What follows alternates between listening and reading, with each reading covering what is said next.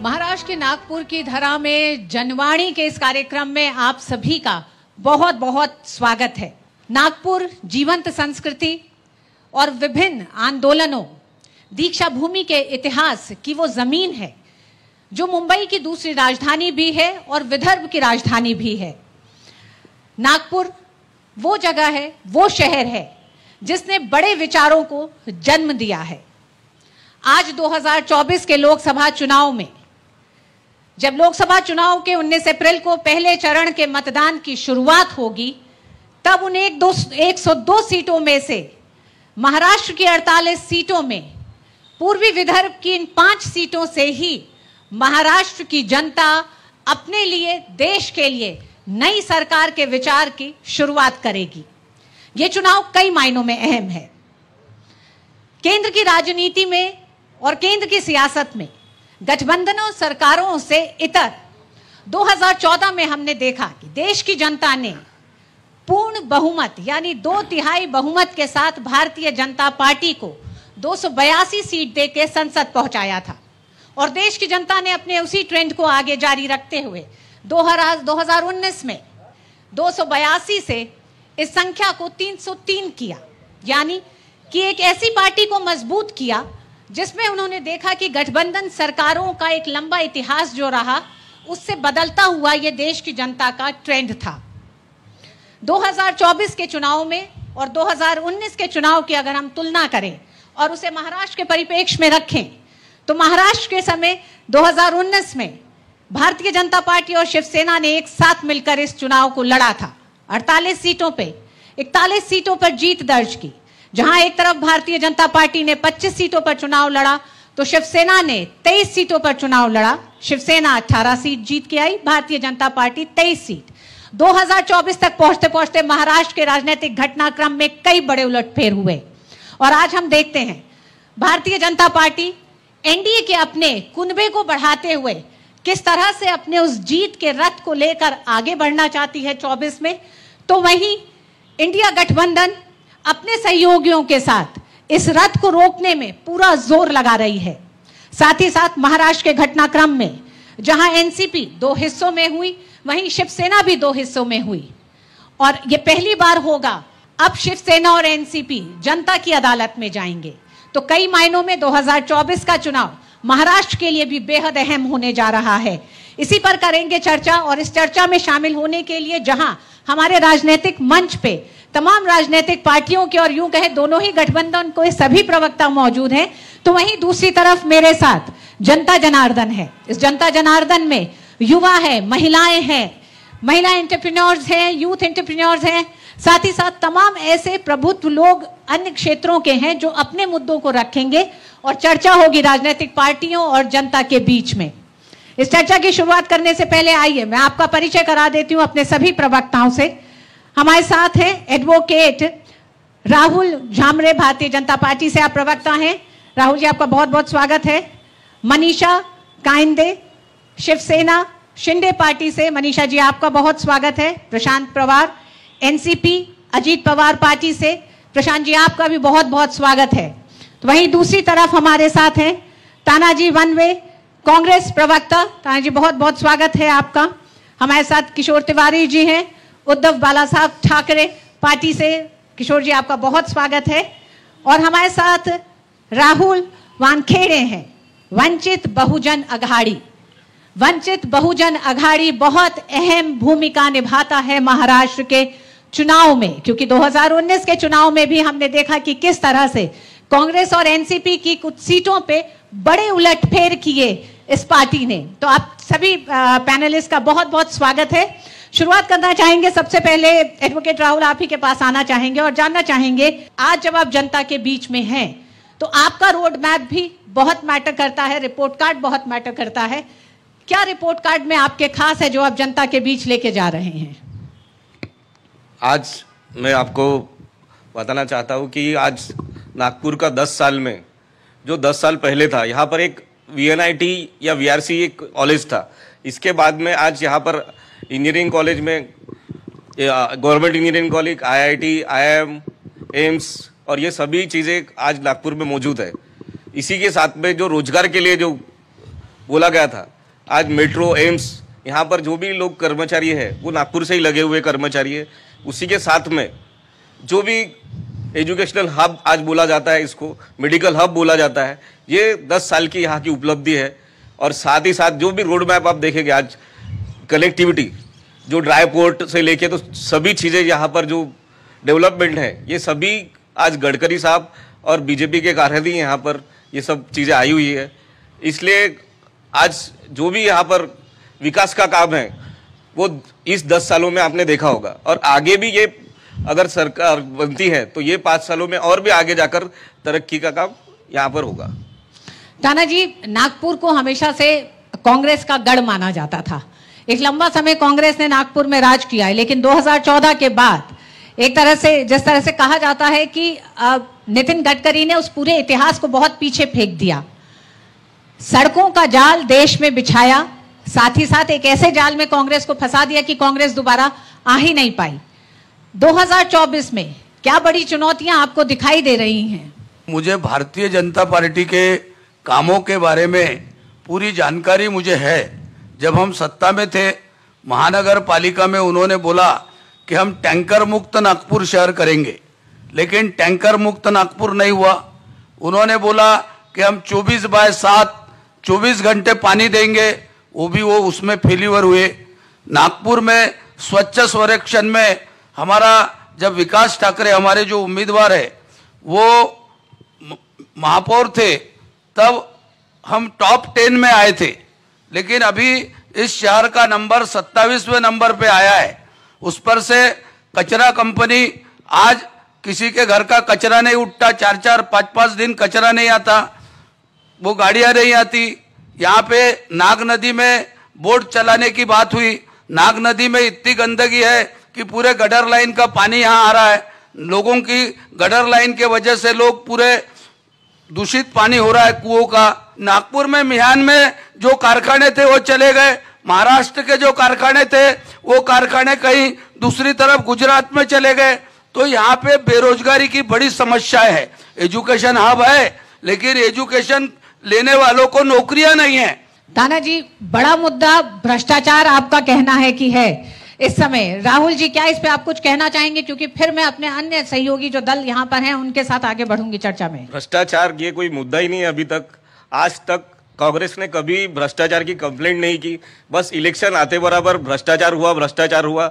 आज तक इन्होंने सादी किसी जगह पर कमिश्नर या पुलिस कंप्लेंट तक फाइल नहीं की, या फिर इतने संवैधानिक अपने को अधिकार है कि अगर भ्रष्टाचार के विरोध में आपको लड़ना है तो आपके पास में सभी उपाय है, पर आपने आज तक उसको किसी का उपयोग नहीं किया। सिर्फ आज इलेक्शन आया इसलिए भ्रष्टाचार हो रहा है, ये तो गलत है। और जैसे आज वो भी कबूल कर रहे हैं कि यह एजुकेशन हब है। आज कैसा है कि कोई भी चीजें डायरेक्ट बिल्डिंग इनिशियल स्टेज पर बनेगी, फाउंडेशन होगा, फाउंडेशन के बाद ही स्लैब होकर आगे बढ़ेगी। आज अपन एजुकेशन हब तक आए तो आगे जाके एजुकेशन हब से कैंपस होकर यहाँ पर एम्प्लॉयमेंट भी जनरेट होगा। किशोर जी, कांग्रेस के लिए भ्रष्टाचार बड़ा मुद्दा है। क्या आप ये मानते हैं कि शिवसेना के लिए 2 हिस्सों में बंटने के बाद शिवसेना के लिए ये चुनाव 2024 का बड़ी अग्नि परीक्षा लेके आ रहा है? मोदी जी ने कहा था कि मैं किसानों की और ग्रामीण अर्थव्यवस्था पे ख्याल दूं। उसमें उन्होंने क्रॉप पर, क्रेडिट पर और कॉस्ट पर भी बात की थी। ये कोर इश्यूज है रूरल इकोनॉमी के, एग्रीकल्चर। ये नेशनल इलेक्शन है और म्यूनिसिपैलिटी के नालियों वालियों का इलेक्शन इसके बाद होने वाला है।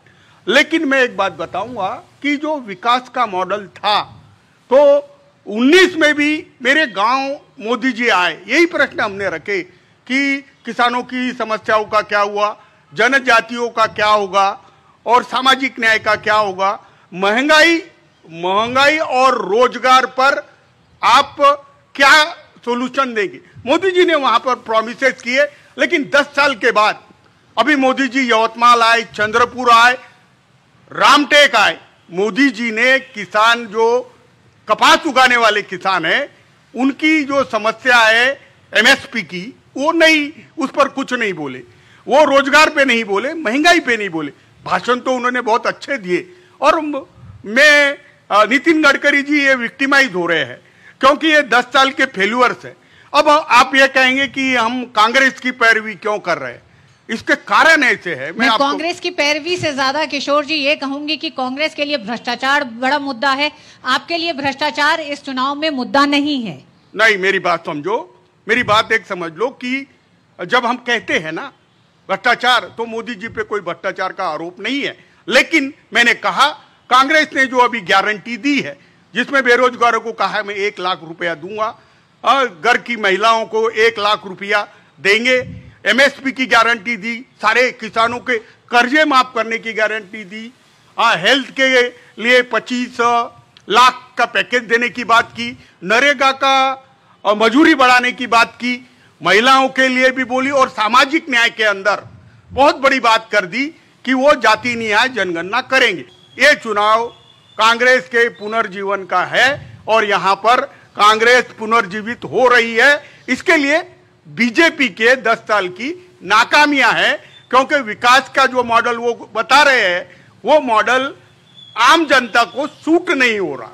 किशोर जी, कांग्रेस पुनर्जीवित हो रही है, लेकिन शिवसेना का क्या आप कहेंगे? वो शिवसेना जो अभी तक चुनाव भारतीय जनता पार्टी के साथ लड़ती थी और संगठित थी, आज 2 हिस्सों में है, उसके लिए ये चुनाव कितनी बड़ी चुनौती है? क्योंकि आपको अपनी राजनीतिक पार्टी का इतिहास का सियासी एक तरह से दायरा सिकुड़ता दिख रहा है, उसको बचाने पे नहीं उतना जोर दिखाई दे रहा। आपकी चिंता ज्यादा बड़ी कांग्रेस की। आपके पास आऊंगी किशोर जी, मनीषा जी के पास आना चाहूंगी, क्योंकि वो शिवसेना को एक तरह से रिप्रेजेंट कर रही हैं, और इस समय जिस तरह से उन्होंने कहा है लगातार कि असल शिवसेना वो है, तो शिवसेना के लिए ये कितनी बड़ी चुनौती इस चुनाव को आप देखते हैं या अग्नि परीक्षा देखती हैं मनीषा जी? सबसे पहले तो मैं किशोर तिवारी जी जो उद्धव ठाकरे गुट को रिप्रेजेंट करते हैं, खेद व्यक्त करती हूँ कि उनकी पार्टी के बारे में नहीं बोल रहे, उनके गुट के बारे में नहीं बोल रहे। जिन वंदनीय बाला साहब ठाकरे ने कहा था कि जब शिवसेना की कांग्रेस हो जाएगी तब मैं अपनी दुकान बंद कर दूंगा, और उनको पड़ी है कि कांग्रेस को किस तरह बढ़ाया जाए, तो उनको चिंता कांग्रेस की है, उनको चिंता उद्धव ठाकरे और आदित्य ठाकरे की नहीं है। स्वाभाविक है, क्योंकि दिशाहीन हो चुकी है वो पार्टी। और मुद्दा यह है कि जब 2014 और 19 में हम लोग भारतीय जनता पार्टी और शिवसेना इकट्ठे मिलकर महाराष्ट्र के लिए सपना देखा था, देश के लिए सपना देखा था, एनडीए का हम 25 साल से एक हिस्सा रहे हैं और साथ साथ में प्रगति कर रहे, और दोनों के विचार मिल रहे, चाहे वो आर्टिकल 370 हटाना हो जम्मू कश्मीर से, चाहे राम जन्मभूमि मूवमेंट का हो, चाहे ट्रिपल तलाक का हो, चाहे यूनिफॉर्म सिविल का हो, तो यूनिफॉर्म सिविल कोड का हो, तो ये सारा शिवसेना भारतीय जनता पार्टी इकट्ठे एक पाथ पे चल रही थी। और ये अब उद्धव ठाकरे जी को ये मंजूर नहीं है, वो जा बैठे कांग्रेस और राष्ट्रवादी के साथ। राष्ट्रवादी के भी अब 2 हिस्से हो गए, तो कहने का मतलब है लोगों को आप एक सपना दिखाते हो। अब कांग्रेस की अगर बात की जाए कि वो तो मुंगेरी लाल के हसीन सपने दिखा रहे, हम सत्ता में आएंगे तो 1 लाख रुपया देंगे, इतनी नौकरियां देंगे, महिलाओं के लिए न्याय देंगे। यहां पर राहुल गांधी भारत जोड़ो यात्रा कर रहे और उनके कांग्रेस के बड़े बड़े नेता कांग्रेस छोड़ो यात्रा पर है, और जब उनके लोगों को न्याय नहीं दे रहे तो वो महिला और युवकों को क्या न्याय देंगे? जबकि कांग्रेस सत्ता में नहीं आएगी, ना ही वो इंडिया अलायंस सत्ता में आएगी, तो कहने में क्या जाता है? अजीत पवार की पार्टी इस समय चुनावी मैदान में ताल ठोक रही है, और कई ऐसी सीटें हैं जहां पे दावेदारी परिवार के साथ ही हो गई है। ऐसे में एनसीपी अजीत पवार के लिए वो क्या बड़ी चुनौतियां दिख रही हैं जिनका समाधान गठबंधन के साथ जुड़ने से मिल गया है? माननीय अजीत दादा पवार ये जनता के बीच में है, जनता उनको चाहती है, जनता बहुत भारी बहुमतों से हमारे पूरे सभी 7-8 कैंडिडेट को पक्का चुना के देंगी, इसमें कोई डाउट नहीं। अब कांग्रेस वाले बोलते हैं कि इन लोगों ने भ्रष्टाचार किया, और वो खुद ही बताते मैं अपोजिशन लीडर था, तो ये भी उसमें शामिल थे क्या भ्रष्टाचार करने में? यानी अगर अपोजिशन लीडर ये बोलता है कि इतनी कमिटियां बैठी, इतना ये बैठा है, तो इसका मतलब इन्होंने उसके ऊपर ऑब्जेक्शन उठाने का छोड़ के ये उसमें लेन देन में शामिल होंगे, तभी तो ये सब हो रहा था। आज अगर लोकसभा में अगर आपका विपक्ष नहीं है तो आप क्या बात करोगे वहां पे? जब विपक्ष रहेगा तभी तो बात होगी ना। और विपक्ष अगर सत्ता पक्ष के साथ मिल जाए तो जनता की बात करने के लिए कौन आगे आएगा? ऐसी ये कांग्रेस की एक सबसे बड़ा इशू है। दूसरी बात, मियान में नौकरी नहीं है, सब कारखाने बंद हो गए। मेरे ख्याल से शायद नागपुर के लोगों को, सबको, जनता को मालूम है मियान में क्या हो रहा है, सिर्फ कांग्रेस छोड़ के, क्योंकि उनको इसी देड़े ही मालूम नहीं क्या होता है। ये मियान के अंदर, वो टोल के अंदर कभी गए क्या, ये एक बार पूछो। मियान में डायरेक्ट 68,000 नौकरियां जो यानी उसमें लड़के लड़कियां काम कर रही है, 38,000 इनडायरेक्ट जॉब उनके पास में अवेलेबल है।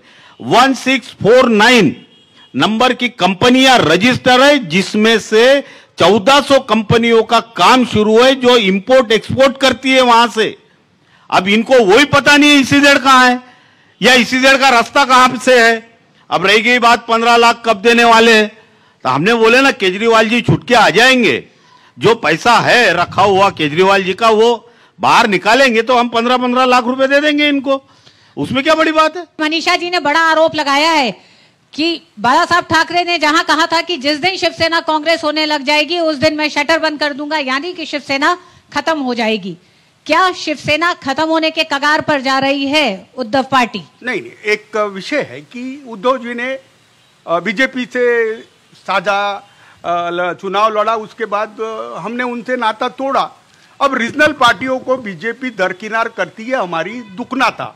और अभी एकनाथ शिंदे ने देखा, नागपुर का उम्मीदवार बदल दिया गया, कांग्रेस का विधायक लेके खड़ा किया गया, हिंगोली का बदला, यवतमाल का बदला। किशोर जी, राजनीतिक फायदे के लिए विचारधारा पे समझौता किया, ये भी आरोप उद्धव ठाकरे देखो पर लगता रहा है। देखो, मैं कांग्रेस एक राजनीतिक पार्टी है, और आपने जो, उन्होंने भी कहा कि उद्धव जी ने जो निर्णय लिया वो लोगों को नागवार गुजरा। आज उद्धव जी क्या है, और रिजल्ट के बाद आप मुझे मिलोगी तो मैं बताऊंगा। उद्धव जी की एक बहुत बड़ी आंधी है, और उद्धव जी महाराष्ट्र में बड़ी सफलता से आ रहे हैं। हमारा एक भी कैंडिडेट अगर गिर जाता है तो मैं राजनीति छोड़ दूंगा। मैं अभी बता रहा हूं, जनता में आक्रोश है, कोई बड़ा नहीं होता, कोई सत्ता का अमर पट्टा लेके नहीं आता। हमने राजनीतिक समझौता किया होगा और पब्लिक को नागवार गुजरा होगा तो उद्धव जी को लोग नकारेंगे, लेकिन ऐसी परिस्थितियां मुझे नजर नहीं आती। जी हाँ, पब्लिक हमारे साथ है, पब्लिक से भी जानेंगे, क्योंकि वो जो समझौता शिवसेना ने तब किया और अब जिस समझौते के साथ, जिस गठबंधन के साथ है, उसको पब्लिक किस तरह से देखती है, इस पे भी राय लेंगे। लेकिन राहुल जी आपके पास आएंगे, जहां ये कह रहे हैं कि भारतीय जनता पार्टी या एनडीए को एक भी सीट नहीं मिलने जा रही है, ऐसे में आप 19 के चुनाव में भी कई पार्टियों के खेल को बिगाड़ चुके हैं। अब किस तरह से आप वंचितों की आवाज तो बुलंद कर रहे हैं, लेकिन कितना बड़ा खतरा दूसरी पार्टियों के लिए बनने जा रहे हैं? आप उनको वोट कटवा बोल रहे हैं क्या? वोट कटवा नहीं बोल रही, उनकी सहानुभूति जिन लोगों के साथ है, उन्होंने आपको चुना नहीं, उन्होंने कांग्रेस को नहीं चुना, वहां वोट देना चाहा। क्योंकि देखिए, आप 1.5 लाख और 2 लाख वोट को आप सिर्फ ये नहीं कह सकते हैं।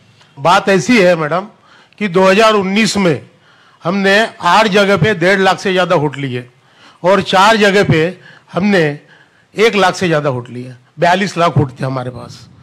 तो हमें ऐसी लगा कि एक तरफ बीजेपी है, एक तरफ कांग्रेस है, तो कांग्रेस का जो गठबंधन है महाविकास आघाड़ी का, इन्होंने 2.5 साल राज किया।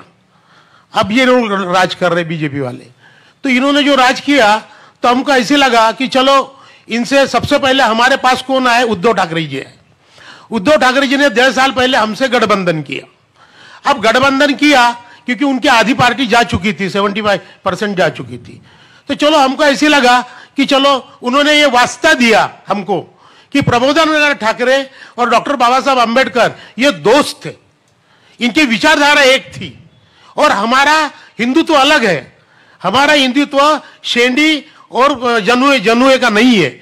हमारा हिंदुत्व सब लोगों को लेके चलने वाला है, जो हिंदुत्व प्रबोधन ठाकरे ने बोला था।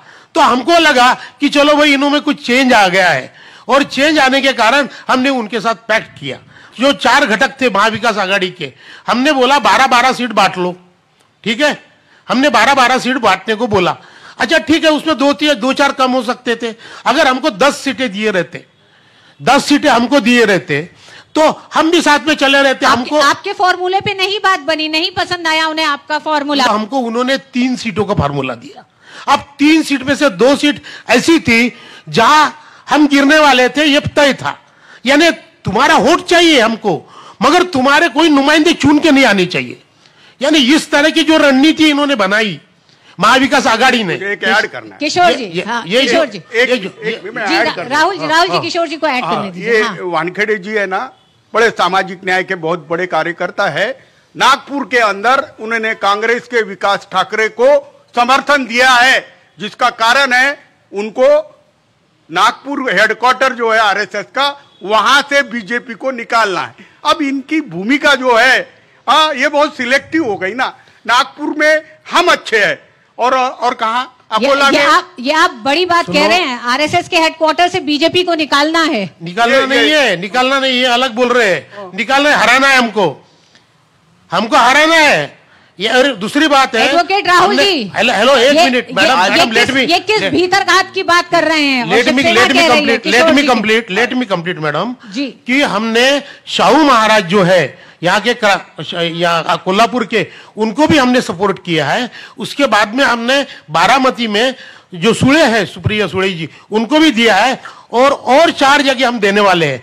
क्यों देने वाले हैं सुनो, कि हमको ये मालूम है महाराष्ट्र में 60 साल के 1960 में जब महाराष्ट्र बना, तब से अभी तक बीजेपी, शिवसेना, कांग्रेस और राष्ट्रवादी इन्होंने राज किया और इन्होंने पूरा का पूरा लूट के खाया है। राहुल जी, लेकिन किशोर जी ने बड़ा आरोप लगाया है भारतीय जनता पार्टी और सीधे नागपुर के हेडक्वार्टर पे, आरएसएस पे। आज भी नितिन जी यहाँ पर 5 लाख मतों से ज्यादा वोटों से चुन कर आएंगे। पूरे वोटों से बोलो ना आप। नहीं, 5 लाख वोटों से चुन कर आएंगे। और ऊपर से मैं आपको ये बताना चाहता हूँ कि वंचित और कांग्रेस कोई भी विषय रहे, आज जो भी गठबंधन हो रहा है, सिर्फ नितिन जी के हराने के लिए जो गठबंधन हो रहा है वो नेचुरल गठबंधन नहीं है। आज देखा जाए तो वंचित जो मराठवाड़ा विद्यापीठ के लिए आंदोलन किया गया था, उसी के साथ में आज आकर गोदी से गोदी लगाकर बैठ रहे हैं, तो कोई मतलब नहीं है उसका। आज दलित पैंथर अगर किसी ने खत्म किया होगा, आप उनके साथ में जाके बैठ रहे होंगे। दादाजी, स्वाभाविक गठबंधन नहीं है, ये तो कांग्रेस के तमाम कार्यकर्ता कह रहे हैं। काडर में बड़ा रोष है। 3 सीटों को लेकर विदर्भ की जो पूर्वी विदर्भ की जो सीटें हैं, उन्हीं में से कुछ सीटों पर विरोध है। किस तरह से देखते हैं आप भिवंडी में जो विरोध हो रहा है लगातार, आप इसको कैसे देख रहे हैं? अभी जनता का जो मूड है, हम लोग जो घूम रहे हैं, तो हमारी 1 सीट चंद्रपुर से आई थी, लेकिन मेरी जो जानकारी है और जो सर्वे रिपोर्ट है और जो पब्लिक में जो मोदी विरोधी करंट है, उसके वजह से हमारी 7 सीट टिकट बंटवारे पे आपका कैडर सहमत नहीं है। आपकी वो तमाम सीटें दे दी गई हैं। टिकट बंटवारे में जो हाईकमांड ने टिकट बंटवारे में तो कैडर को कैसे समझाएंगे? आपस में समझौता हो गया है और अभी कोई विषय हमारा आपस में रहा नहीं। यहाँ पे वंचित ने हमको जो समर्थन दिया है, हम उनके आभारी है, क्योंकि ये दीक्षा भूमि वर्सेस संघ भूमि की लड़ाई है और इसलिए उन्होंने, अंबेडकर जी ने हमको समर्थन दिया है। इसलिए हम लोग निश्चित रूप से नागपुर की जो सीट है, ये भारी बहुमतों से हमारी आने वाली है। चलिए, ये तो चुनावी नतीजे बताएंगे। हमारे साथ जनता भी मौजूद है, जनता के सवालों को लेंगे हम, लेकिन उससे पहले एक छोटा सा ब्रेक। इस ब्रेक के बाद वापस लौटेंगे और नागपुर से इस जनवाणी में अब हम सुनेंगे जनता के वो क्या मुद्दे हैं, क्योंकि राजनीतिक पार्टियों ने अपने मुद्दे भी बताए और साथ ही साथ ये भी बताया कि सहयोगी दलों के साथ क्या जमीन पर भी वही सहयोग मिल रहा है कि नहीं मिल रहा है, क्योंकि काडर में अभी भी रोष है। जो कांग्रेस के तमाम कार्यकर्ता सीट बंटवारे को लेकर लगातार अपना विरोध प्रदर्शन से जाहिर कर रहे हैं। वक्त एक छोटे से ब्रेक का।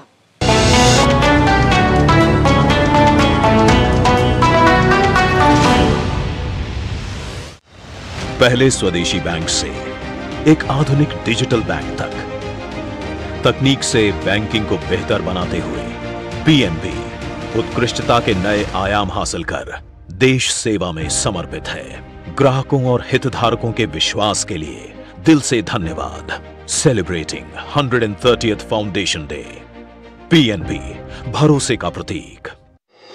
आपकी सुरक्षा है हमारे लिए बहुमूल्य, इसलिए जब भी लें एलपीजी सिलेंडर जरूर कराएं प्री डिलीवरी जांच। आपकी सुरक्षा को और बेहतर सुनिश्चित करने के लिए हर घर में हो रही है रसोई गैस उपकरणों की सुरक्षा जांच। अगर सुरक्षा होस खराब हो तो तुरंत बदलवाएं। आपातकालीन स्थिति में कॉल करें 1906। स्वच्छ ईंधन का वादा, सुरक्षित रसोई का इरादा। हमारी पीढ़ी को तो वोट के बदले में धोखे ही मिले थे, और हमारी पीढ़ी को बस गरीबी हटाओ के नारे। पानी ढोती थी, इज्जत दांव पर लगाकर अंधेरे में शौच को जाती थी, धुएं में आंखें जलाती थी। और फिर हमें मिले मोदी जी कामदार। हमारा दर्द महसूस किया है मोदी जी ने, तभी तो झट से भेज दिए बिजली, पानी, गैस, शौचालय। अब घर में बीमारियां कम हो गई है ना अम्मा? हाँ, दवा का खर्चा घटा है और ढेर सारा समय बचा है। हमारे जैसे करोड़ों निकले हैं गरीबी से बाहर। पर मम्मी भाभी, मोदी जी कहते हैं कि ये तो बस ट्रेलर है, आगे पूरे भारत से गरीबी हटाने की गारंटी है मोदी जी की। और मोदी को जिताना है हमारी गारंटी है। कमल का बटन दबाएं, भाजपा को जिताएं। यकीन है खुद पर है नाज। सुनती हूँ अपने मन की आवाज। कभी शर्मीली तो कभी हूँ जाबाज। रुकना मेरी आदत नहीं, थमना मेरी चाहत नहीं। मैं हूँ नारी, यही मेरा अंदाज। हर जिम्मेदारी मैं बखूबी निभाती हूँ। वोट दे, प्राउड वोटर कहलाऊंगी। पूरे देश संग चुनाव का पर्व मनाऊंगी। गोल्डी छोले मसाले, जहाँ जाए रिश्ते बनाए, जहाँ जाए रिश्ते बनाए, गोल्डी मसाले।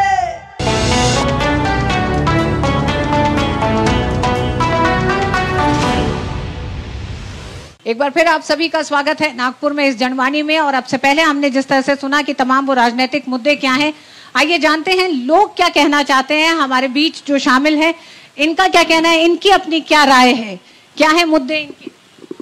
मेरा सवाल तानाजी से है। अक्सर सर, भाजपा जो हमेशा से आप पे आरोप लगाती आई है परिवारवाद को लेकर के, अगर हम आसपास में रामटेक की बात करें तो पत्नी नहीं तो पति को वोट दिया गया, और आपके पास तमाम कैंडिडेट होने के बावजूद जिसके ऊपर 420, भू माफिया, रेत माफिया और ऐसे अन्य आरोप, इवन एक महिला ने 354 के लिए भी उनके ऊपर में कंप्लेन की है गिट्टी खदान थाने में नागपुर में ही। ऐसे उम्मीदवार, ऐसे लोगों को आपने उम्मीदवारी दी है, ऐसा क्या वजह था कि आपके पास क्या उम्मीदवार नहीं थे जिसकी वजह से ऐसे माफियाओं को आपने उम्मीदवारी दी है? देखिए, ये जो आरोप है, आरोप तो कोई भी करता है, लेकिन आरोप जब तक सिद्ध नहीं होता तब तक के वो आरोप नहीं कहा जाएगा। ये आरोप निराधार है। जो आप जो बोल रहे हैं, रामटेक में हमारी बर्वे मैडम जो थी वो हमारी जिला परिषद के अध्यक्ष रही है 2.5 साल तक, और उनके महिला वर्ग होने से उनके पति भी वहां पे अच्छे कार्यकर्ता है, और वो भारी बहुमत से यहाँ पे रामटेक की सीट हमारी जीत रही है। ताना जी, एक बड़ा सवाल ये भी है कि कांग्रेस गठबंधन के पास क्या वो चेहरा है, क्योंकि लोकसभा चुनाव में 2014 और 19 का एक बड़ा बहुमत भारतीय जनता पार्टी को ये बताता है कि जनता ने चेहरे पे वोट दिया है।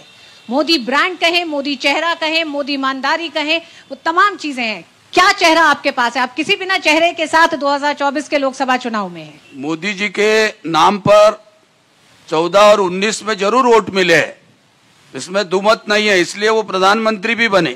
लेकिन 10 साल में मोदी जी ने जो भी वादे किए थे वो पूरी तरह असफल हुए हैं। महाराष्ट्र में जो सरकार थी, ये देश में सारी सरकारें ईडी और सीबीआई के नाम पर तोड़ने का काम इन्होंने किया। महाराष्ट्र में आपस में भाईचारा जो था, वो भाईचारा पूरी तरह खत्म हो चुका है। यहाँ एक पार्टी के 2 टुकड़े। जब आप इतने लोकप्रिय है और आप 2-2 बार प्रधानमंत्री बन रहे, तो दूसरी पार्टी फोड़ने की वजह क्या है? हमारे पास जनता भी है जो आपको सुन रही है, वो भी सवाल करना चाहती है। नमस्कार, मैं भट्टाचार्य संगीतज्ञ हूँ। बड़ा मजा आता है जब स्टेज में बोलते ये चोर है, चोर है। हम नेचुरल नॉर्मल सिटीजन के लिए चोर इज चोर, चोर की जात नहीं होती। आप बोलते ये बड़ा चोर है, छोटा चोर है, हमारे लिए तो जो भी चोर है उसको पकड़ना चाहिए। जी किशोर जी। मोदी जी ने 14 में भ्रष्टाचार का मुद्दा लेके बहुत भारी सफलता ली। भ्रष्टाचार का मुद्दा था। अब भ्रष्टाचार की लड़ाई बीजेपी की जो है वो डाउटफुल हो गई है, क्योंकि भ्रष्ट लोगों को उन्होंने पार्टियों में लिया। और इतनी तगड़ी पार्टी है आपकी कि नागपुर के अंदर, ग्रामीण के अंदर इन्होंने कांग्रेस का विधायक लेके उसको उम्मीदवार बनाया। अभी भ्रष्टाचारियों पे जब कार्रवाई शुरू हो गई तो ईडी का उपयोग हो रहा है, सीबीआई का उपयोग हो रहा है, ये सब चिल्लाने लगते हैं। अभी तक जितने भी बिहाइंड बार हैं वो ईडी सीबीआई नहीं किए हुए हैं। ये भ्रष्टाचार नहीं है तो क्या है? ये क्यों चिल्ला रहे हैं कि ईडी सीबीआई का उपयोग हो रहा है करके? कांग्रेस से जो लोग बीजेपी में चले जाते हैं, वॉशिंग मशीन में बिल्कुल क्लीन हो जाते हैं। ये भूमि है नागपुर की, जो संघ भूमि भी है और दीक्षा भूमि भी है। यहाँ इस भूमि से आपके चैनल के माध्यम से मैं एक संदेश देना चाहूंगा कि कहो दिल से 100% मतदान हमसे। चाहे आप किसी भी नेता को चुनो, किसी भी पार्टी को चुनो, लेकिन मतदान आप सबने करना चाहिए। ये मेरा सबसे अनुरोध है। मेरा जो पक्ष में है और विपक्ष में है उन दोनों से सवाल है कि हम लोगों ने देखा कि मैं पर्यावरण पे काम करता हूं। पिछले कुछ दिनों पहले हमारे नागपुर के सड़कों पर नाव चली, घरों घरों में पानी चले गया। इस परिप्रेक्ष्य में भारतीय जनता पार्टी या विपक्ष भी इस परिप्रेक्ष्य में क्या कर रही है? हम ग्लोबल वार्मिंग से भी जूझ रहे हैं। हम देख रहे हैं कि सीमेंट के रास्ते हो गए हैं, जिसके कारण पर्यावरण का कहीं ना कहीं ह्रास हुआ है। तो उसके बारे में आप क्या सोचते हैं? जवाब दें जी। ये अभी विकास नहीं विनाश है। ये जो भी हुआ इस कारण अभी हाईकोर्ट में भी ये पिटीशन गई थी, इस पर समिति बिठाई गई है। एनवायरमेंटल, अम्माजेरी और सभी प्रकार के एक्सपर्टीज के लोगों को बिठाकर इसमें सोल्यूशन ढूंढा जा रहा है। इसलिए इस पर जल्दी ही समस्या का समाधान निकलने वाला है। 2047 तक समाधान निकलने वाला है। ये कोई विषय नहीं है। ये 2047 नेचुरल कैलेमिटीज थी, ये बियॉन्ड लिमिट है। अंबाझरी मनीषा जी, मैं कुछ कहना चाहूंगा। की पोल खोल दी है। जनता इन्हीं मुद्दों पर सोचेगी आप लोगों को वोट करने के लिए। जी मनीषा जी। नहीं, इन साहब ने जो कहा वो मुद्दा बहुत ही सही है। इसके लिए कि देखिए मुंबई में भी यही समस्या थी। मुंबई में भी पानी भरता था। मुंबई में भी जो मीठी नदी की वजह से जो प्रॉब्लम हुई, पिछले 5 साल में इसमें काफी सारा सुधार हमने किया है। अब ये क्लाइमेट चेंज और ग्लोबल वार्मिंग ये पूरे विश्व की समस्या है, इससे हम बच नहीं सकते हैं, मगर इस पे हमको मिटिगेशन करना है। और ये मिटिगेशन ये है, देखिए हम क्लाइमेट चेंज हो रहा है, अभी देखिए बिन मौसम बरसात हो रही है। 3 दिन नागपुर में भी जिस प्रकार का वातावरण है, मैं तो यहाँ 10 दिन से हूं। अब देखिए इस पर भी इलाज करना चाहिए जिस प्रकार मुंबई ने किया। अब नागपुर भी मुंबई से सीखेगा कि क्या क्या करना चाहिए। मेरा नाम गौतम कुमार राव है, मेरा यहाँ सब्जी का दुकान है। मैं ये बोलना चाहता हूँ कि सभी भ्रष्टाचार पे बात कर रहे हैं, हेमंत सोरेन, केजरीवाल। जब केजरीवाल स्टार्टिंग में 2012 में स्टार्ट किया था अन्ना हजारे के साथ, तो कांग्रेस पे तो पूरा भ्रष्टाचार का आरोप लगाया कि इस कांग्रेस में सारे चोर है, चिदम्बरम चोर है और जितने भी हैं सभी चोर हैं। और आज कांग्रेस के पक्ष इतना ज्यादा झुक गया है केजरीवाल के पीछे कि सभी उसके चरणों में नतमस्तक हो गया। अगर केजरीवाल सही है तो कोर्ट को निर्णय करने दीजिए कि केजरीवाल सही है या गलत है, कांग्रेस उसके पीछे इतना क्यों है। और दूसरा मेरा मुद्दा ये है कि आज कोई इतना देर में 1 घंटा से भाषण सुन रहा हूँ, शिक्षा पर कोई बात नहीं कर रहे। इतना महंगा शिक्षा हो गया है। आज तक चुनाव में चाहे बीजेपी हो, मैं किसी पार्टी का समर्थन नहीं करता हूं, चाहे बीजेपी हो, चाहे कांग्रेस हो, चाहे प्रकाश अंबेडकर की पार्टी बाबा साहब अंबेडकर को फॉलो करती है, जिन्होंने शिक्षा के लिए बहुत कुछ किया और उन्होंने अपना शिक्षा के चलते ही पूरा जगत में नाम हुआ उनका। लेकिन आज प्रकाश अंबेडकर की पार्टी भी शिक्षा के बारे में नहीं बोल रही है, बोल रही है, कुचले हैं, बोल रही है। केजरीवाल जी ने शिक्षा के बारे में। राहुल जी और ताना जी, आप लोगों को पर्याप्त समय था, अब उनकी बात सुन ले और फिर आपके पास आते हैं जल्दी। आज जितने भी झोपड़पट्टी में हैं उनके बच्चे पढ़ाई करने के लिए नहीं जा रहे हैं, उसके लिए कौन रिस्पॉन्सिबल है? कौन सा लीडर रिस्पॉन्सिबल है? कभी नहीं आते उनके यहाँ और कभी उन बच्चों को अच्छा एजुकेशन के लिए नहीं आगे बढ़ाने की कोशिश करते हैं। इसके लिए कौन जिम्मेवार है? सिर्फ भ्रष्टाचार। तो भ्रष्टाचार लोग करते हैं और भ्रष्टाचार पे चर्चा करके सब भ्रष्टाचार में। वंचित की अगर सत्ता आई, हमने 2019 में भी बोला था। राहुल जी सुनिए, जनता का सवाल, तो उसी का उत्तर दे रहा। कांग्रेस से पहला सवाल, भ्रष्टाचार पे आपके दोहरे मापदंड रहे हैं। केजरीवाल पर पहले केजरीवाल आप पर भ्रष्टाचार का आरोप लगाते रहे, आज केजरीवाल शिक्षा पर बात करेंगे ना मैडम। केजरीवाल भ्रष्टाचार के आरोप में घिरे हुए हैं तो आप उनके समर्थन में हैं। ताना जी बताएं। केजरीवाल जी ने जो दिल्ली के अंदर जो स्कूलें बनाई है, भ्रष्टाचार के बारे में आदर्श बना हुआ है। भ्रष्टाचार पे दोहरा मापदंड, भ्रष्टाचार के बारे में, भ्रष्टाचार पे दोहरा मापदंड। प्रधानमंत्री ने ये सारे भ्रष्टाचारियों को अपने पार्टी में ले लिया है। नहीं, पंतप्रधान मोदी जी पे भ्रष्टाचार की टिप्पणी नहीं करना चाहिए, क्योंकि वो हमारे देश के पंतप्रधान है। और मोदी जी की नीतियों पे बात करो, क्योंकि नीतियों से लोग परेशान है।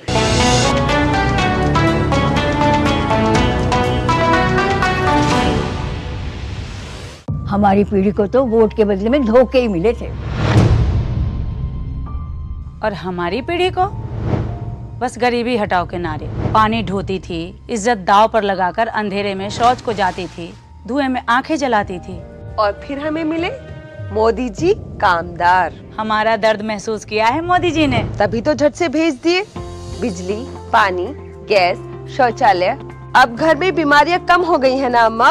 हाँ। दवा का खर्चा घटा है और ढेर सारा समय बचा है। हमारे जैसे करोड़ों निकले हैं गरीबी से बाहर। पर मम्मी भाभी, मोदी जी कहते हैं कि ये तो बस ट्रेलर है, आगे पूरे भारत से गरीबी हटाने की गारंटी है मोदी जी की। और मोदी को जिताना है हमारी गारंटी है। कमल का बटन दबाएं, भाजपा को जिताएं। गोल्डी छोले मसाले, जहाँ जाएं रिश्ते बनाएं। जहाँ जाए रिश्ते बनाए, गोल्डी मसाले। पहले स्वदेशी बैंक से एक आधुनिक डिजिटल बैंक तक, तकनीक से बैंकिंग को बेहतर बनाते हुए पीएनबी उत्कृष्टता के नए आयाम हासिल कर देश सेवा में समर्पित है। ग्राहकों और हितधारकों के विश्वास के लिए दिल से धन्यवाद। Celebrating 130th foundation day. PNB, भरोसे का प्रतीक।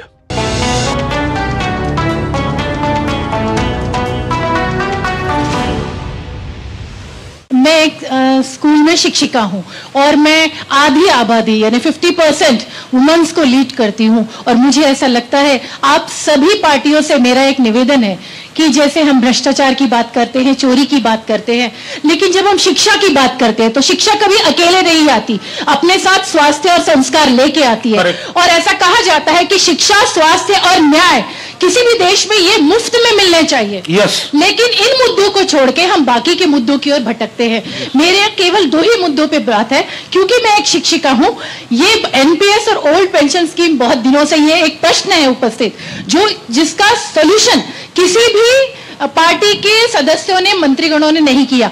दूसरा है जो केंद्रीय अवार्ड जीत के आते हैं, जो राज्य प्रशासन का अवार्ड जीत के आते हैं, उनके लिए भी कोई सुविधाएं नहीं है। मुझे ऐसा लगता है हम बात सिर्फ करते हैं मुफ्त शिक्षा की, लेकिन आज भी साधारण जनता का सबसे ज्यादा पैसा शिक्षा में, स्वास्थ्य में और न्याय में खर्चा होता है। ये कब फ्री होगा? इनमें से आप मेरा जवाब दीजिए। धन्यवाद। ये जब तक मैडम, जब तक बीजेपी कांग्रेस, कहना चाहूंगी, देखो जब तक बीजेपी कांग्रेस शिवसेना और राष्ट्रवादी सत्ता पे रहेगी, तब तक ये मैडम ने बोली हुई चीज कभी एग्जिस्टेंस में आ नहीं सकती। ठीक, ये तो आपने बहुत दूरगामी और बड़ा ही यक्ष प्रश्न कर दिया जी। देखिए मैं इस वक्त का जो दिसंबर का अधिवेशन रहा, हिवाली अधिवेशन जो नागपुर में होता है, इस पर बहुत एक बढ़िया डिसीजन हुआ है महाराष्ट्र सरकार ने। और पिछले जो ग्रेजुएट्स और टीचर्स के इलेक्शन थे, तब ये मुद्दा आया था ओल्ड पेंशन स्कीम और न्यू पेंशन स्कीम का। देखिए इसमें अपने दोनों पेंशन स्कीम का फायदा और नुकसान है, मगर इस बार जो माननीय देवेंद्र फडणवीस जी और एकनाथ शिंदे जी और अजीत दादा पवार, इन्होंने तीनों ने मिलकर ये जो न्यू पेंशन स्कीम है उसमें एक अच्छा समाधान ढूंढा है। शायद आपको उसको अपडेट करना चाहिए। दूसरी बात, जब महिलाओं के और शिक्षा की बात करते हैं, तब देखिए हमारे जिला परिषद के स्कूल है, महानगर पालिका के स्कूल्स है, राइट टू एजुकेशन में 25% आपको प्राइवेट स्कूल्स में भी एडमिशन मिलता है, और जो जिला परिषद के स्कूल्स है उसका लगातार अपग्रेडेशन हो रहा है। आपके बच्चे, आपके सीनियर सिटीजन के बच्चे, आपके बड़े नेताओं के बच्चे, ठीक है, आप 6 में से किसके बच्चे कारपोरेशन में पढ़े? आपके सीनियर लीडरों के बच्चे फॉरेन में पढ़ रहे। बिल्कुल बरोबर है। तो आप लोग आपके सीनियरों के पढ़ रहे, तो आप कहां ध्यान दे रहे? आप क्या ध्यान दे रहे? कोई जवाब नहीं है आपके पास।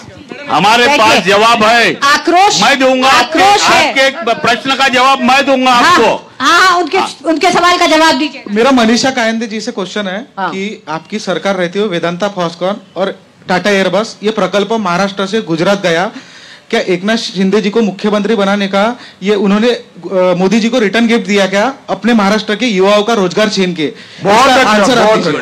और मनीषा कायंदे जी दूसरा क्वेश्चन आपको है, आप भाजपा में थे तब आपको विधान परिषद नहीं दी, जब आप उद्धव जी की पार्टी में आए तब आपको विधान परिषद मिली और आप उन्हीं उद्धव जी पे आप टीका कर रहे जिन उद्धव जी ने आपको एमएलए बनाया। अब बताइए, जब दावोस में ये लोग गए थे, आदित्य ठाकरे वगैरह, वो मिनिस्टर भी नहीं थे उस मिनिस्ट्री के, उनके पास ये मिनिस्ट्री भी नहीं थी, तो एनवायरमेंट के थे, ठीक है चले गए, पिताजी ने उनको भेज दिया, पिताजी उनके माननीय उद्धव जी बेचारे हॉस्पिटल में थे, हम सब उनको हिम्मत दे रहे थे, मगर ये जो करार हुए ये सारा इस पे व्हाइट पेपर गवर्नमेंट ने सबमिट किया है। और रही बात एकनाथ शिंदे जी, एकनाथ शिंदे जी ये देने वाले लेने वाले नहीं है, और जो हिंदुत्व के लिए और ये जो आइडियोलॉजी है उसको बचाने के लिए माननीय एकनाथ जी शिंदे इन्होंने फिर से मोदी जी और अमित शाह जी का हाथ थामा, बीजेपी का हाथ थामा, क्योंकि हमको पता है कि लोगों ने हमको इकट्ठे वोट दिए, लोगों के मैंडेट जो है उसको हमने रेस्पेक्ट किया है,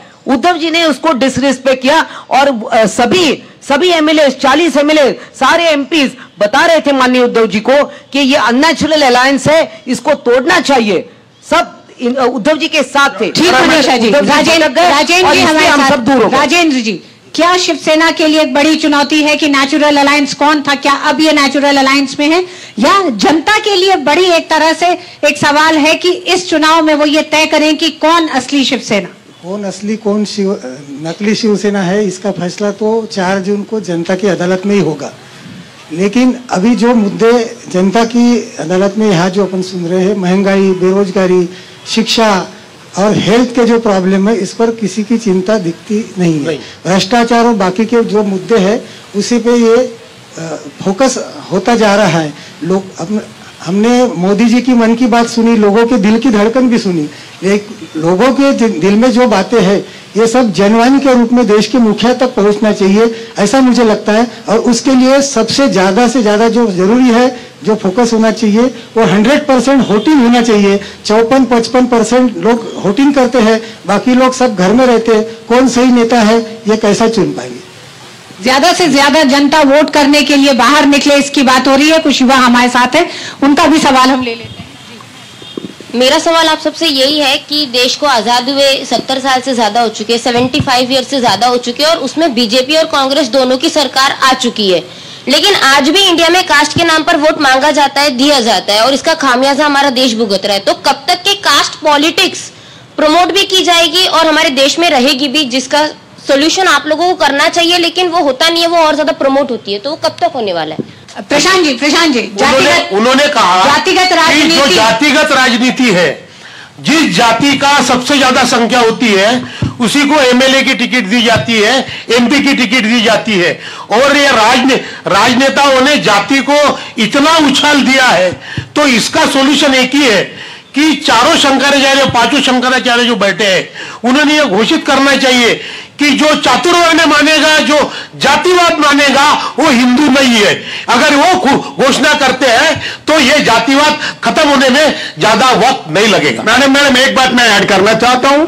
नागपुर में 7 बार विलास मुत्तमवार चुन के आए, उनकी कास्ट ये 0.1 में भी नहीं आती थी, और नितिन गडकरी जी की भी जात ये 1% के अंदर भी नहीं आती। लोग है ना क्वालिटी और पर्सनालिटी के विचारधारा को वोट देते हैं। अभी जहां जहां जाति पे वोट हो रहा है उसके लिए तो आपकी पार्टी तो जाति वाली है। हाँ, आप तो जाति पे आधारित है ना। नहीं तो हम उस जाति को सुनो मैडम, 75 साल में जिस जाति को ग्राम पंचायत का सदस्य करने का भी अधिकार नहीं मिला, उन जातियों को हम एमएलए और एमपी की सीट दे रहे, क्योंकि जब तक राजनीति का सामाजिकरण नहीं होगा तब तक इस देश की डेमोक्रेसी परिपूर्ण नहीं होगी। जाति ये सुन के 50 साल तो हो ही गए मेरे, अब पता नहीं और कितने साल होंगे। आप इतने पढ़े लिखे, आप एडवोकेट है, सब लोग बड़े बड़े पढ़े लिखे हैं, हम अभी भी कास्ट पे ही लड़ रहे हैं। हम जवाई ढूंढने नहीं जा रहे, हम एक आदमी को ढूंढ रहे हैं जो हमारे प्रॉब्लम्स को समझ के काम करे। हमने विकास ठाकरे को खड़ा किया ना, तो हम तैयार है ना। लेकिन हम अभी भी बात बहुजनों की बात कर रहे हैं, आप जनों की बात कर रहे हैं, वो गमछे की बात कर रहे हैं, वो एससी की बात। आप क्यों नहीं देश के सामने एक मॉडल स्टेट की बात करते हैं, एक उदाहरण दे पाते हैं कि फला स्टेट या फला वो मॉडल आपका है जिस पर आप काम करेंगे? क्यों नहीं विपक्ष के पास आज भी ऐसा एक मॉडल स्टेट सामने है जिसको वो जनता के सामने रख सके? मैडम बिहार ने नौकरियां दी। हाँ, आपने देखा तेलंगाना और कर्नाटका में नौकरियां भर्ती हो रही है, और महाराष्ट्र के अंदर नौकरियों के भर्ती में धांधली से पिछले 10 साल से भर्तियां नहीं हो रही। हर किसी को गवर्नमेंट की नौकरी होना। अरे नहीं भाई साहब, गवर्नमेंट में महाराष्ट्र गवर्नमेंट ने वादा किया है। महाराष्ट्र बहुत दावे के साथ बोलता हूँ, महाराष्ट्र गवर्नमेंट में 3.5 लाख नौकरियां देश में बहुत जरूरी है। आज अगर रेलवे का एक ट्रैक अगर उसको 5 करोड़ रुपए लगते होंगे, फिर से वो 6 महीने के बाद उसी ट्रैक को वो 5 करोड़ लगाता। अगर वो मेरे जैसे प्राइवेट आदमी को देगा तो मैं उसका हिसाब पूछूंगा कि 5 महीना पहले मैंने ट्रैक अजब था। आज क्यों लग रहा है इसको फिर से 5 करोड़? 3.5 लाख नौकरियां गवर्नमेंट की। रोहित पवार ड्राइवर रिटायर हो गए। रोहित पवार कांग्रेस ने ही प्राइवेटाइजेशन लाया, और कांग्रेस ने ही आउटसोर्सिंग का प्रपोजल जो था वो कांग्रेस के जमाने में ही आया हुआ है। दोनों एडवोकेट भर्ती भी बतानी मातोश्री पर जाते हैं, आप पानी भी जा प्राइवेटाइजेशन का समर्थन कर रहे हैं। जब उद्धव जी मैडम बीजेपी अगर प्राइवेटाइजेशन का समर्थन करती है तो झामरे साहब अभी बोली नहीं, प्राइवेटाइजेशन ये कांग्रेस के जमाने में ग्रुप डी के पोस्ट जो अबॉलिश हुए ये कांग्रेस की देन है। आप समर्थन करते या नहीं करते? नहीं, समर्थन तो नहीं करेंगे। गवर्नमेंट की चीजें गवर्नमेंट को रहना चाहिए।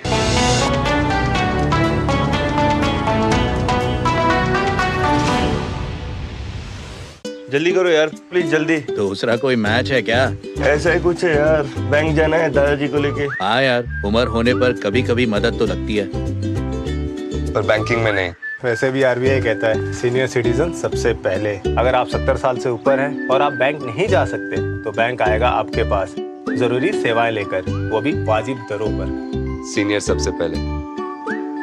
आरबीआई कहता है जानकार बनिए, सतर्क रहिए।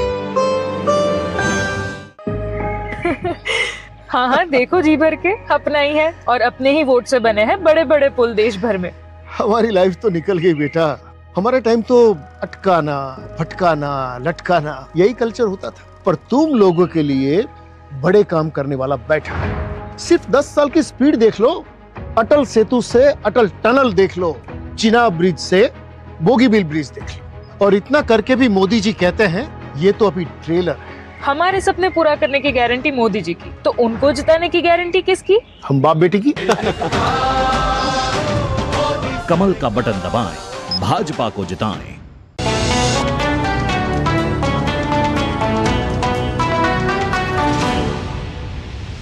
मेरा कांग्रेस से एक सवाल है, और वो शिवसेना के भी साथ सवाल है, और जो राष्ट्रवादी जो उनके शरद पवार गुट से, क्या ऐसा आपको नहीं लगता कि आपने जो भंडारा में इतिहास बाबा साहब को हराने का काम किया तो आज भी इतिहास है, हम पढ़ते हैं, हमारी पीढ़ी भी पढ़ेगी। क्या आपको नहीं लगता कि आम्बेडकर जी को, प्रकाश आम्बेडकर जो अकोला में आप हराने का काम करेंगे, क्योंकि वहां पर आपने कैंडिडेट दिया, आपको दिल्ली में जाने नहीं दे रहे उनको। ये आम्बेडकर जनता पर क्या ये अन्याय नहीं है कि आप कोई बाबा साहब के जो परिवार के जो लोग हैं, खून के लोग हैं, रक्त के लोग हैं, वो दिल्ली में आवाज को बुलंद करना चाहते हैं, दलितों की आवाज को बुलंद करना चाहते हैं, उनको आप हराने की बात कर रहे हैं? एक सवाल मेरा, क्या आपका अन्याय नहीं है क्या? दूसरा मेरा एक महायुति के साथ भी सवाल ये था कि आप सब अच्छा काम करते हैं, माना अच्छा काम करते हैं, डेवलपमेंट है, सब है, मेट्रो वगैरह सब है, क्या बेरोजगारी कब खत्म होगी आने वाले 5 साल में? अभी आपका अगर मैंडेट आता है तो क्या बेरोजगारी किस तरह से खत्म होगी, महंगाई किस तरह से खत्म होगी? साथ ही साथ किसान का बहुत बड़ा मुद्दा यहाँ पर है, किसान आत्महत्या भी करता है, और बहुत खस्ता हालत विदर्भ की है, महाराष्ट्र की है। उनकी आय को बढ़ाने का किस तरीके से काम होगा, क्योंकि मोदी जी लगातार प्रयास करें लेकिन वो प्रयास कम पड़ रहा है, पूरा देश देख रहा है। सवाल जी नहीं, मैं आपका जवाब प्रकाश आम्बेडकर के खिलाफ में, प्रकाश आम्बेडकर के खिलाफ में जो कांग्रेस ने कैंडिडेट दिया, हमने अपना दिल बड़ा करके 7 जगह पे हमने उनको समर्थन दिया। ये पॉलिटिकल अनटचेबिलिटी है, कि कांग्रेस वालों ने बाबा साहब को 2 बार हराया और इसके बावजूद प्रकाश अंबेडकर को भी वो संसद में जाना नहीं देना चाहते। ये पॉलिटिकल अनटचेबिलिटी कांग्रेस खेल रही है। एक मिनट में आपने बोला किसान आत्महत्या का, तो कांग्रेस के जमाने में हुई, 414 तक हुई, मोदी जी ने बड़ा मुद्दा बनाया, लेकिन अभी 32,000 किसानों ने आत्महत्या कर ली। लेकिन इलेक्शन के अंदर कोई पॉलिटिकल पार्टी उसको फोकस में नहीं ला रही, ये दुर्भाग्य है। लेकिन इन्होंने बोला प्रकाश अंबेडकर जी के खिलाफ में वैभव पाटिल को हमने जो खड़ा किया है वो एक पॉलिटिकल स्ट्रैटेजी के अंदर है, और अगर वो विड्रॉ हो जाते हैं तो पूरे एक विशिष्ट समाज के वोट एक जगह आ जाएंगे। प्रकाश अंबेडकर यह इस बार संसद में जा रहे हैं, यह तय हो चुका है। कांग्रेस पे जो आरोप है पॉलिटिकल अनटचेबिलिटी का भी है, साथ ही साथ जाति जनगणना की बात कांग्रेस कर रही है, तो उसमें ये जो दोहरे मापदंड दिखाई देते हैं। जाति जनगणना जो बहुजन समाज के ऊपर अभी मराठा आरक्षण के ऊपर से हुआ, तो जाति जनगणना जब तक होगी नहीं, जब तक सेंसस नहीं होगा, तब तक के कौन पिछड़ा हुआ है और कौन अगड़ा है, ये सब तब तक जाति जनगणना सेंसेक्स होगा, तभी ये पता लगेगा कि इसमें कौन सी जात के लोग पीछे हैं और किनको हमने आरक्षण देना चाहिए, किनकी प्रगति करना चाहिए। ये पॉलिसी मैटर है, इसलिए जाति जनगणना के बारे में है। और अभी हमारे साथी तिवारी जी ने बताया कि ये राणा जी, यहाँ जनता ने एक बार फिर आपसे यही सवाल करा कि आज के इस दौर में जब विकास की बात हो रही है, 21वीं सदी के भारत की बात हो रही है, तो फिर आप जातिगत जनगणना को एक पॉलिटिकल मुद्दा बना रहे हैं, एक मुद्दा बना के अपने मैनिफेस्टो में आप डालते हैं। तो क्या आप वापस देश को पीछे नहीं ले जाना चाह रहे हैं? आरक्षण का मुद्दा अगर खत्म होता है, आरक्षण खत्म होता है तो जाति जनगणना का विषय नहीं रहेगा। अभी आरक्षण ही खत्म नहीं हुआ, अपन ओबीसी, एनटी, एससी और इस आधार के ऊपर अपन टिकट दे रहे ना, ये एससी पिछड़े जाति की टिकट है, ये आदिवासी की टिकट है, ये ओपन की टिकट है, ये बहुजन की टिकट है। तो आपने ये आरक्षण अगर खत्म कर दिया तो ये इसमें जाति जनगणना का विषय नहीं रहेगा। मैडम, इसमें क्या होता है कि जो जातियां हजारों सालों से जिनको शिक्षा दी नहीं गई, या अधिकार नहीं था, धर्म ने अधिकार नहीं दिया था, जिनको व्यवसाय करने का अधिकार नहीं दिया था, जिनको पैसे कमाने का अधिकार नहीं दिया था, तो देश जब आजाद होता है तो वो जो पिछड़े रहते हैं, वंचित रहते हैं, उनको उठाने के लिए कुछ दिनों तक आरक्षण देना पड़ता है। अगर ये जो जातीय जनगणना की बात जो कर रहे हैं ना, तो जातीय जनगणना इसलिए करना है कि कौन सा वर्ग सबसे पिछड़ा रह गया और किसको हमको वेलफेयर स्टेट के अनुसार इनको उठाना है। और दूसरी बात बताऊं, 1951 से लेकर कांग्रेस वाले थे, 1951 में ये आजाद होने के बाद में पहली बार जनगणना हुई, तो वो जातीय जनगणना नहीं हुई, नेहरू ने विरोध किया उसको, और इन्होंने कभी जातीय जनगणना नहीं की। और मोदी जी ने तो लिख कर दिया सुप्रीम कोर्ट में कि हम जातीय जनगणना नहीं कर सकते। राहुल जी, जातिगत जनगणना और 10 साल में वो क्या काम रहे जो तमाम उन वंचितों तक पहुंचे हैं, जिसको एक तरह से ये माना जाता है कि विकास की उस धारा में उन्हें भी साथ लेके चला गया? जातीय जनगणना ये आरक्षण एक अलग विषय हो गया है। आरक्षण जातीय जनगणना न्याय नहीं हो सकता। आरक्षण के बारे में अभी भी ये राय दी गई है कि आरक्षण ये आर्थिक निकषों पर नहीं दिया जा सकता और आर्थिक फायदों पर नहीं दे सकता। शिक्षण और एजुकेशन में आज भी आरक्षण लागू है। आप सभी जगह देखेंगे कि ओबीसी से लेके सभी को वहां पर क्राइटेरिया मिल रहा है, जॉब्स में भी मिल रहा है, इसलिए आरक्षण एक विषय अलग हो गया। जातीय जनगणना ये जरूरी है कि इससे ये पता चले कि कम से कम कौन अगला होगा, कौन पिछड़ा होगा। पर अगर अपने को जातियां अगर खत्म करनी है तो जातीय जनगणना कर अपन वापस उसको कलुषित करेंगे। इसलिए मोदी जी बोलते कि जातीय जनगणना अपने नहीं करनी चाहिए कर। तो हमारी इस जनवाड़ी में सभी राजनीतिक प्रवक्ता मौजूद रहे, लेकिन जनता के वो तमाम मुद्दे जो शिक्षा से जुड़े रहे, जो स्वास्थ्य से जुड़े रहे, दुर्भाग्यवश वो मुद्दे राजनीतिक पार्टियों के पहली सूरत में नहीं दिखाई दिए। ये मुद्दे जनता ने जब उठाए तब वो उस पर अपनी सहमति और असहमति व्यक्त करते दिखाई दिए हैं, लेकिन मूलतः उनके मुद्दे भ्रष्टाचार, महंगाई और राजनीतिक आरोप प्रत्यारोप तक ही सिमट कर रह गए। 19 अप्रैल को पहले लोकसभा चुनाव का पहले चरण का मतदान होना है। जनवाणी के माध्यम जहां हमारी कोशिश ये रही कि तमाम वो मुद्दे सामने आए जो जनता के भी हैं, राजनीतिक पार्टियों के हैं। वहीं एक ये बड़ी अपील भी कि कि सभी को अपने मतदान के अधिकार का इस्तेमाल भी करना है। चुनाव आयोग लगातार वो तमाम प्रयास कर रहे हैं कि जनता अपने घरों से निकले और अपने वोट की इस ताकत का सही इस्तेमाल करे। जनवरी में आप सभी मौजूद रहे, सभी जनता का भी धन्यवाद और मेरे पूरे ही पैनलों का भी बहुत बहुत धन्यवाद।